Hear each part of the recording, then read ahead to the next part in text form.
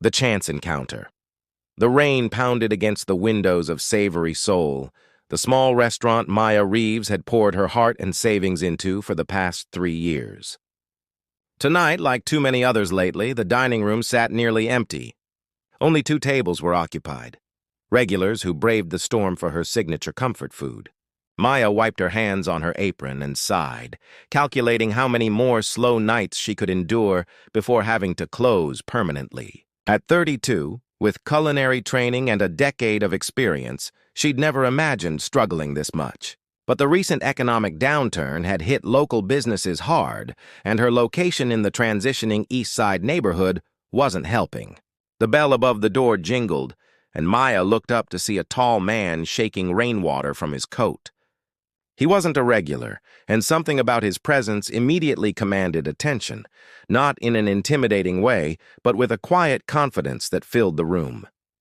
"Are you still serving?" he asked, his voice warm despite his drenched appearance. Maya glanced at the clock, 15 minutes until closing. Normally, she'd politely suggest takeout, but tonight she needed every dollar. "Of course," she smiled. "Sit anywhere you'd like." He chose a small table by the window and studied the handwritten menu with genuine interest, not just the cursory glance of someone seeking refuge from the rain. "What would you recommend?" he asked when she approached with water. "Depends on what kind of night you're having," Maya replied, surprising herself with the personal touch. A smile played at the corners of his mouth. "The kind where you need something that reminds you why simple things matter." Something in his expression, a blend of weariness and hope, resonated with her. "The braised short ribs, then. With rosemary potato puree and roasted carrots?" He nodded. "Perfect." While she prepared his meal, Maya found herself putting extra care into the presentation, something she always did, regardless of how busy or empty the restaurant was. It was this dedication that kept her regulars coming back, even if it wasn't enough to attract new customers. When she delivered his plate, the man looked up and truly smiled for the first time. "I'm Elijah, by the way. Elijah Chen. Maya Reeves," she replied. "Enjoy your meal." She watched discreetly as he took his first bite, closing his eyes briefly in appreciation. The simple reaction sent a wave of satisfaction through her that had nothing to do with business and everything to do with the joy of feeding someone well. After finishing, Elijah approached the counter where Maya was tallying receipts. "That was extraordinary," he said.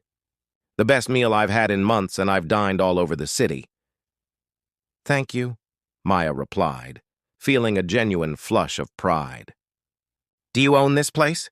She nodded. "For 3 years now."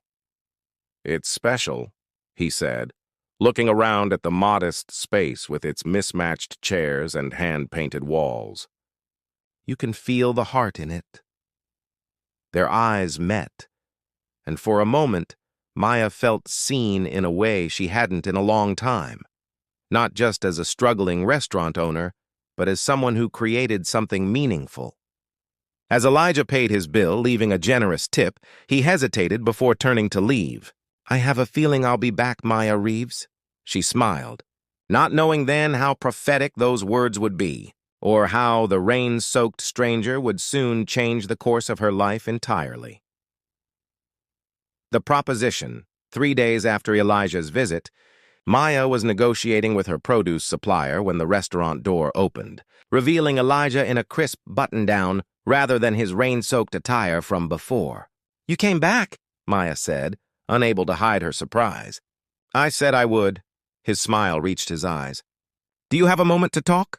After her supplier left, Elijah explained that he was the founder of Horizon Technologies, a successful startup that was hosting a major investors' gala in 2 weeks. Their catering had fallen through at the last minute. "I'd like you to cater it," he said simply. Maya laughed nervously. "My restaurant barely seats 30 people. "You're talking about what, 100 guests?" 150, Elijah corrected. "But I've tasted your food. You have something special that expensive caterers lack, authenticity." He named a figure that made Maya's eyes widen. That amount could keep Savory Soul afloat for months. "Why me?" she asked skeptically. "There are dozens of established caterers in the city." Elijah leaned forward. Because when I ate here, I remembered why I started my company, to create something meaningful, not just profitable. He paused. I think we're similar that way. As he outlined the details, Maya felt both excited and overwhelmed. This opportunity could save her restaurant, but failure would be public and devastating. I can't do this alone, she admitted. You won't have to. I'll provide staff and resources. You just bring your talent. When Elijah left, Maya called her friend Zoe, who managed the front of house. It sounds too good to be true, Zoe warned. Rich tech guy wanders in during a storm and offers a miracle contract? There's got to be a catch. But looking at her dwindling bank account, Maya knew she couldn't afford to say no. That evening, she called Elijah to accept his offer, trying to ignore the flutter in her stomach when he answered. Hidden Truths, the week before the gala, was a whirlwind. Maya worked alongside Elijah to transform her small-scale recipes into catering quantities while maintaining quality. His presence in her kitchen was both comforting and distracting. During a late-night tasting session, their hands brushed as they reached for the same spoon. The brief contact sent warmth spreading through Maya's fingers. Sorry, she murmured, stepping back. Elijah's eyes held hers a moment longer than necessary. No need to apologize. As they worked together, Maya learned that beneath Elijah's success was someone who understood struggle.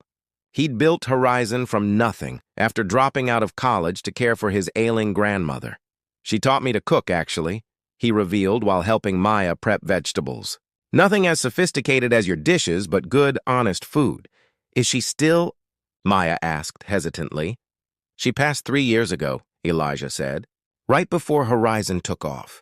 I wish she could have seen it. I think she would be proud, Maya offered quietly. That night, driving home, Maya realized she was falling for Elijah.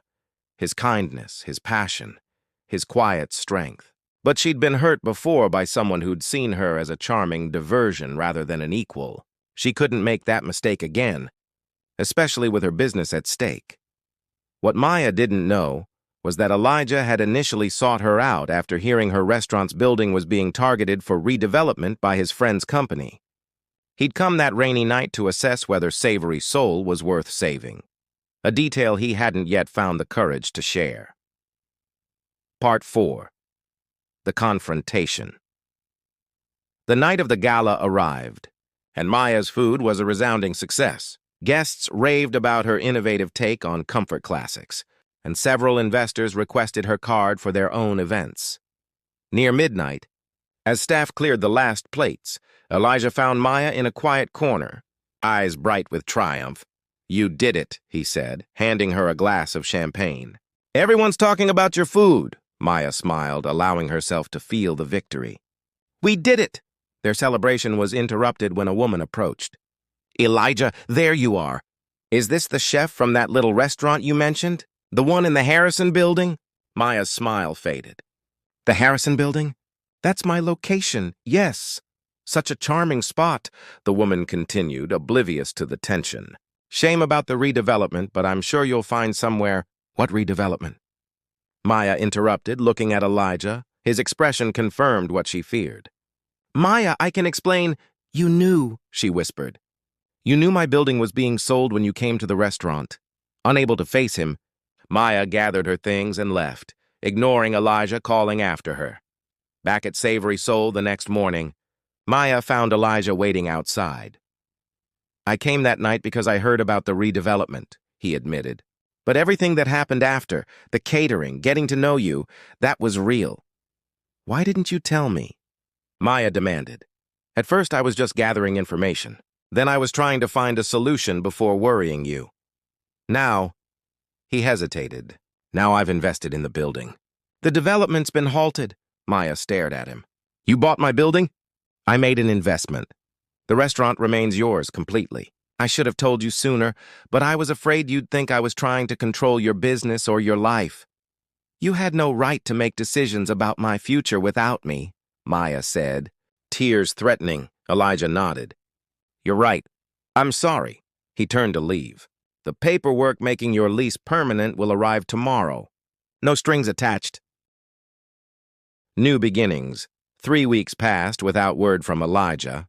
The gala had brought Maya new customers and catering opportunities, stabilizing Savory Soul's finances. The promised paperwork had arrived exactly as Elijah said, securing her restaurant space with favorable terms. Yet despite this success, Maya found herself missing Elijah. His thoughtful questions, his quiet enthusiasm, the way he listened like every word mattered. One evening, as Maya experimented with a new recipe, Zoe entered the kitchen. "There's someone here to see you," she said, unable to hide her smile. In the dining room stood Elijah, looking less polished than usual. "I didn't come to pressure you," he said quickly. "I just wanted to tell you something, then I'll go." Maya waited, heart pounding. "Before I met you, I measured success by numbers. Users, growth, profit," Elijah began.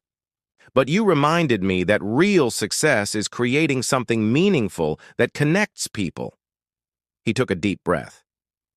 "I've started a foundation to help small business owners in transitioning neighborhoods. No hidden agendas, just resources and support." "That's wonderful," Maya said sincerely. "You inspired it," he admitted. "And I wanted you to know that even if you never want to see me again, meeting you changed me for the better." As he turned to leave, Maya realized she was facing the same fear that had driven Elijah's mistake, the fear of vulnerability, of trusting someone with her heart as completely as she trusted herself with her food. "Elijah, wait." She stepped forward. "Would you like to stay for dinner? Not as a potential investor or savior of my restaurant, just as someone I'd like to cook for." His smile was answer enough.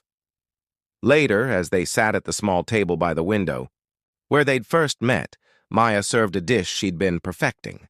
Braised short ribs with rosemary potato puree, but with subtle new dimensions. "This is even better than I remembered," Elijah said, savoring the first bite. "That's because this time, I'm not cooking for a customer," Maya replied, reaching across the table to take his hand. "I'm cooking for someone I care about." Outside, rain tapped gently against the windows, reminiscent of the night they'd met. But this time, it didn't signal an ending to the day, but rather the beginning of something new. A relationship built on mutual respect, shared passion, and the understanding that the most satisfying things in life, like the best recipes, require both patience and courage to create. As they talked late into the night, Maya realized that some chances were worth taking, and some connections, like the one she and Elijah shared, were worth fighting for, even when they came in unexpected packages on rainy nights when you least expected them.